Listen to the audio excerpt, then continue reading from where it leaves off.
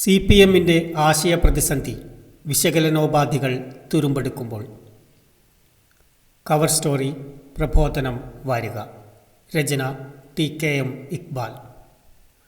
P. ജയരാജൻ്റെ പുസ്തക പ്രകാശന ചടങ്ങിൽ മുഖ്യമന്ത്രി പിണറായി വിജയൻ ജമാഅത്തെ ഇസ്ലാമിയെയും മുസ്ലിം ലീഗിനെയും RSSനെയും താരതമ്യ വിശകലനം ചെയ്തുകൊണ്ട് നടത്തിയ പ്രസംഗം CPMന്റെ രാഷ്ട്രീയ പ്രതിസന്ധി മാത്രമല്ല, ഗുരുതരമായ ആശയ പ്രതിസന്ധി കൂടി അനാവരണം ചെയ്യുന്നുണ്ട്. പ്രസംഗം എഴുതിക്കൊടുത്തത് ആരായിരുന്നാലും സംഘ് പരിവാർ കയ്യൊപ്പു ചാർത്തിയ കൊളോണിയൽ വെസ്റ്റിൻ്റെ സ്ക്രിപ്റ്റാണ് മുഖ്യമന്ത്രി വായിച്ചത്. കമ്മ്യൂണിസത്തിൻ്റേതായ വിശകലനോപാധികൾ പോലും നഷ്ടപ്പെട്ട് CPM നേതാക്കൾ ഇസ്ലാമിനെയും മുസ്ലിം രാഷ്ട്രീയത്തെയും വിലയിരുത്താൻ സാമ്രാജ്യത്വത്തിൻ്റെയും സംഘ് പരിവാറിൻ്റെയും ടൂളുകൾ കടമെടുക്കുന്ന പതനത്തിലേക്ക് എത്തപ്പെട്ടതെങ്ങനെ എന്നത് ആലോചിക്കേണ്ടതാണ്. മുഖ്യമന്ത്രിയുടെ പ്രസംഗത്തിൻ്റെ രാഷ്ട്രീയ ലാക്ക് ആർക്കും മനസ്സിലായി പോകുന്നു എന്നതാണ് ആകപ്പാടെ നോക്കിയാൽ അതിനുള്ള പുതുമ. അത്രമേൽ ആഴവും പരപ്പുമുള്ളതാണ് CPMും മുഖ്യമന്ത്രിയും ഇപ്പോൾ അഭിമുഖീകരിക്കുന്ന രാഷ്ട്രീയ പ്രതിസന്ധി.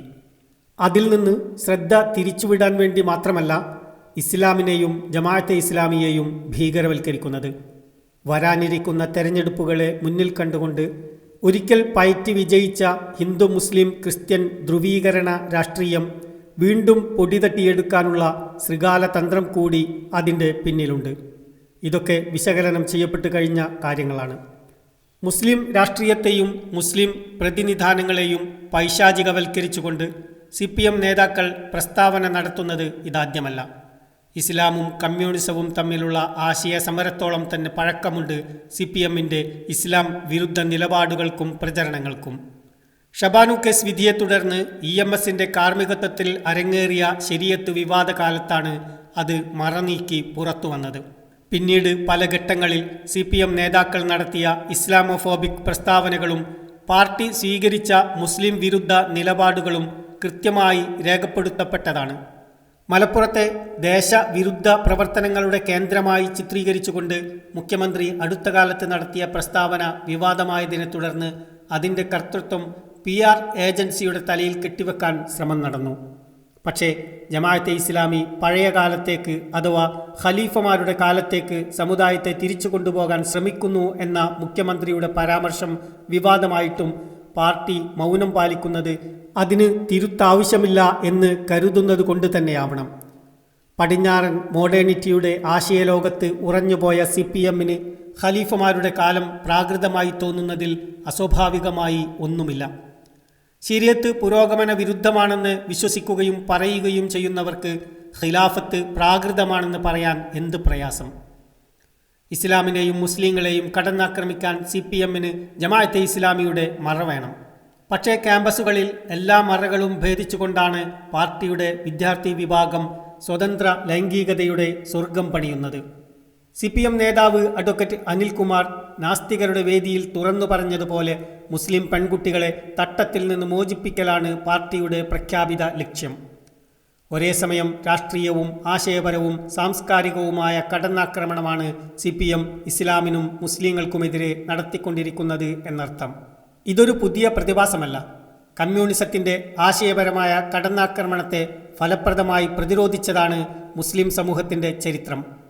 ആ പ്രതിരോധത്തിൽ തകർന്നത് ഇസ്ലാമല്ല, കമ്മ്യൂണിസമാണ്.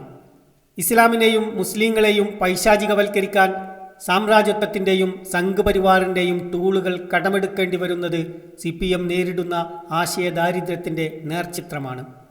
ഇസ്ലാമിൻ്റെ എല്ലാതരം രാഷ്ട്രീയ പ്രതിനിധാനങ്ങളെയും പൊളിറ്റിക്കൽ ഇസ്ലാം എന്ന് പേരിട്ട് തരം പോലെ തീവ്രവാദ ഭീകരവാദ ചാപ്പയടിക്കുന്ന പണി ആസൂത്രിതമായി നടത്തിക്കൊണ്ടിരിക്കുന്നത് കൊളോണിയൽ വെസ്റ്റാണ്. 9/11 ശേഷം അമേരിക്ക തുടങ്ങിവെച്ച ഭീകര വിരുദ്ധ യുദ്ധത്തിലൂടെയാണ് അത് ശക്തി പ്രാപിച്ചത്. പടിഞ്ഞാറിൻ്റെ അതേ ആഖ്യാനം കടമെടുത്തുകൊണ്ടാണ് CPMും കേരളത്തിലെ സോക്കോൾഡ് ലിബറൽ മതേതരന്മാരും ഇസ്ലാമിനെയും മുസ്ലിം രാഷ്ട്രീയത്തെയും സമീപിക്കുന്നത്. ഇസ്ലാമിൽ നിന്നുകൊണ്ട് രാഷ്ട്രീയം പറയുന്ന ഏതു വിഭാഗവും പടിഞ്ഞാറിൻ്റെ ദൃഷ്ടിയിൽ തീവ്രവാദികളും ഭീകരവാദികളുമാണ്. ജമാഅത്തെ ഇസ്ലാമിയുടെ മേൽ തീവ്രവാദവും ഭീകരവാദവും ആരോപിക്കാനും അതിന് യമനിലെ തീവ്രവാദികളുമായി ബന്ധമുണ്ടെന്ന ഗുരുതരമായ കള്ളം പറയാനും ആഭ്യന്തരമന്ത്രിയുടെ ചുമതല കൂടിയുള്ള ഒരു മുഖ്യമന്ത്രിക്ക് ഒരു തെളിവിൻ്റെയും ആവശ്യമില്ലെന്ന് വരുന്നത് അത്രയും ആഴത്തിലുള്ള ഇസ്ലാമോഫോബിക് പൊതുബോധം ഇവിടെ സൃഷ്ടിക്കപ്പെട്ടതുകൊണ്ടാണ്. ഭീകരവാദ മുദ്രയുടെ കൂടെ ദേശവിരുദ്ധ മുദ്ര കൂടി ചാർത്തിക്കൊടുത്താൽ സംഘ് പരിവാർ ആഖ്യാനമായി. സാമ്രാജ്യത്വവും സംഘ് പരിവാറും പാകപ്പെടുത്തിയ മണ്ണിലാണ് CPM വെറുപ്പിൻ്റെ വിത്തെറിയുന്നത്. വിള ആര് കൊയ്യുമെന്ന് കണ്ട് തന്നെ അറിയണം. മതത്തിൻ്റെ രാഷ്ട്രീയ പ്രതിനിധാനത്തെയാണ് CPM മതരാഷ്ട്രവാദം എന്ന് വിളിക്കുന്നത്.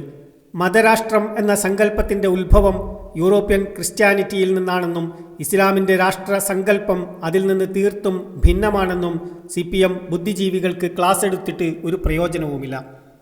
ഇസ്ലാമിൻ്റെ രാഷ്ട്രീയം എന്ത് എന്നതല്ല അവരുടെ വിഷയം. ഇസ്ലാമിന് രാഷ്ട്രീയമുണ്ട് എന്നതാണ്. അതുകൊണ്ടാണ് 6-ാം നൂറ്റാണ്ടും ഖലീഫമാരുടെ കാലവും ആധുനികതയോട് ഏറ്റുമുട്ടുന്ന അപരിഷ്കൃതത്വത്തിൻ്റെ പ്രതീകമായി CPM നേതാക്കളുടെ പ്രസ്താവനകളിലും പ്രസംഗങ്ങളിലും കയറി വരുന്നത്. വംശീയതയ്ക്കും സാമ്രാജ്യത്വത്തിനും ഏകാധിപത്യ വാഴ്ചയ്ക്കുമെതിരെ മുസ്ലിം ലോകത്ത് ഉയർന്നുവരുന്ന എല്ലാത്തരം ചെറുത്തുനിൽപ്പുകളെയും മതരാഷ്ട്രവാദത്തിൻ്റെ കണ്ണടയിലൂടെ മാത്രമേ CPMന് നോക്കിക്കാണാനാവൂ. സമരം ചെയ്യുന്നവരുടെ കൂട്ടത്തിൽ പൊളിറ്റിക്കൽ ഇസ്ലാമിൻ്റെ തരിയെങ്കിലും കണ്ടെത്തിയാൽ അവരുടെ ആകുലതകൾ അതേക്കുറിച്ചായി മാറും. അവരുടെ കൂറ് അബ്ദുൽ ഫത്താഹ് സീസിയോടും ഹസീന വാജിദിനോടുമായിരിക്കും.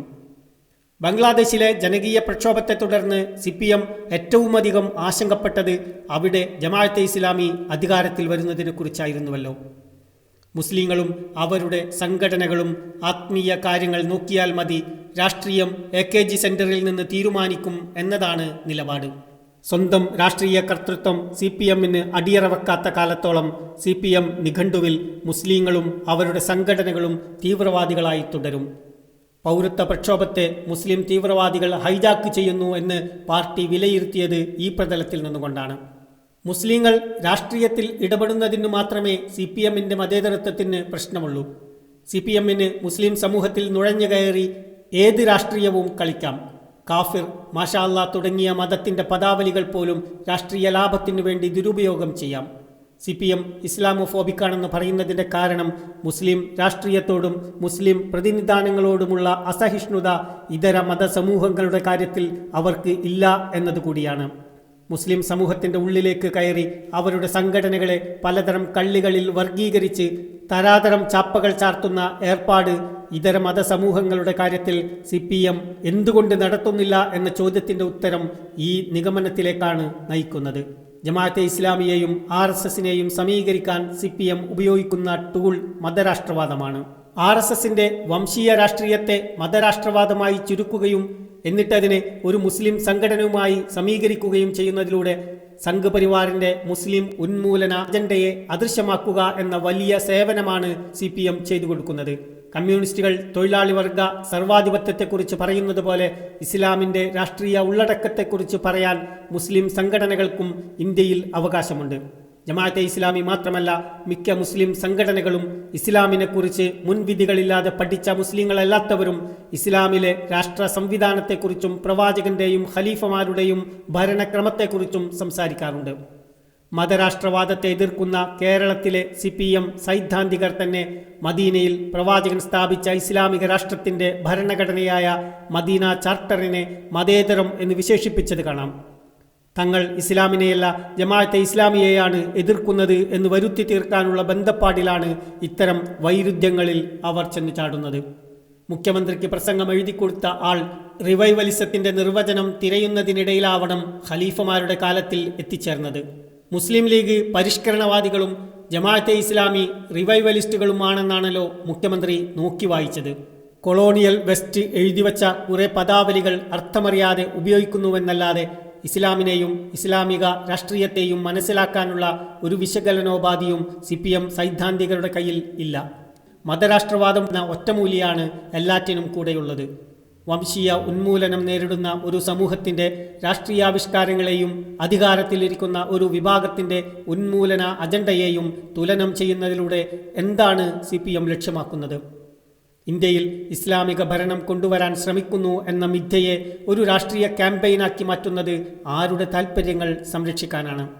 ജമാഅത്തെ ഇസ്ലാമിയുടെ വർഗീയ രാഷ്ട്രീയം RSSന്റെ വർഗീയ രാഷ്ട്രീയത്തെ വളർത്തുന്നു എന്നതാണ് CPM നിരന്തരം ആവർത്തിച്ചു കൊണ്ടിരിക്കുന്ന മറ്റൊരു നരേറ്റീവ്.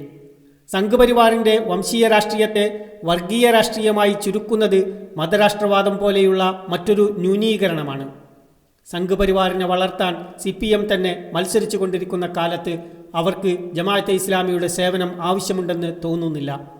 കേരളത്തിലെ മുസ്ലിങ്ങളെക്കുറിച്ചും മുസ്ലിം രാഷ്ട്രീയത്തെക്കുറിച്ചും തങ്ങൾ ഉണ്ടാക്കിയെടുത്ത നരേറ്റീവിലേക്ക് CPM എത്തിച്ചേർന്നിരിക്കുന്നു എന്ന ആഹ്ലാദത്തിലാണ് ഇപ്പോൾ സംഘപരിവാർ. CPM നേതാവ് മുസ്ലിം രാഷ്ട്രീയത്തെക്കുറിച്ച് പുസ്തകമെഴുതുകയും പുസ്തക പ്രകാശന ചടങ്ങിൽ സംസ്ഥാനത്തിൻ്റെ മുഖ്യമന്ത്രി സംഘപരിവാറിനെ നാണിപ്പിക്കുന്ന ശൈലിയിൽ തെളിവിൻ്റെ കണിക പോലുമില്ലാതെ മുസ്ലിം സംഘടനകളുടെ മേൽ തീവ്രവാദ ഭീകരവാദ ചാപ്പകൾ ചാർത്തുകയും ചെയ്യുമ്പോൾ ഏതാണ് CPM ഏതാണ് സംഘപരിവാർ എന്നുപോലും തിരിച്ചറിയാൻ കഴിയാത്ത പരുവത്തിലാണ് കാര്യങ്ങൾ എത്തിച്ചേർന്നിരിക്കുന്നത്. സംഘപരിവാറിന് മരുന്നിട്ട് കൊടുക്കുകയല്ല, സംഘപരിവാറിൻ്റെ മരുന്ന് സ്വയം എടുത്ത് കഴിച്ച് വീർപ്പുമുട്ടുകയാണ് മുഖ്യമന്ത്രിയും CPMഉം. മുഖ്യമന്ത്രിയുടെ പ്രസംഗത്തിലെ ഏറ്റവും വലിയ ഫലിതം ജമാഅത്തെ ഇസ്ലാമിയുടെ ഇസ്ലാമിക സാർവദേശീയതയെ വിമർശിക്കുന്ന ഭാഗമാണ്. തൊഴിലാളി വർഗ സർവാധിപത്യത്തിന് വേണ്ടി സർവ്വരാജ്യ തൊഴിലാളികളോട് സംഘടിക്കാൻ ആഹ്വാനം ചെയ്യുന്ന കമ്മ്യൂണിസ്റ്റ് സാർവദേശീയത മുഖ്യമന്ത്രി മറന്നുപോയതാവാൻ ഇടമില്ല. റഷ്യയിൽ മഴ പെയ്യുമ്പോൾ കേരളത്തിൽ കുടപിടിക്കുന്ന CPMന്റെ ഭൂതകാലവും മുഖ്യമന്ത്രിയെ ഓർമ്മിപ്പിക്കേണ്ടതില്ല. റഷ്യയിൽ മഴ പെയ്യാത്തതുകൊണ്ട് മാത്രമാണ് ഇപ്പോൾ പണ്ടത്തെ പോലെ കുടപിടിക്കാത്തത്. ധാരാളം മഴ കിട്ടുന്ന കേരളത്തിൽ പോലും കമ്മ്യൂണിസ്റ്റ് പച്ചക്ക് വംശനാശം സംഭവിച്ചുകൊണ്ടിരിക്കുന്ന കാലമാണ്. എന്നിട്ട് പോലും സോവിയറ്റ് ഇംപീരിയലിസം അഫ്ഗാനിസ്ഥാനിൽ പ്രതിഷ്ഠിച്ച നജീബുള്ളയുടെ പാവ ഭരണകൂടത്തോടുള്ള ഗൃഹാതുരത്വം മുഖ്യമന്ത്രിക്ക് മറച്ചുവെക്കാൻ കഴിയുന്നില്ല.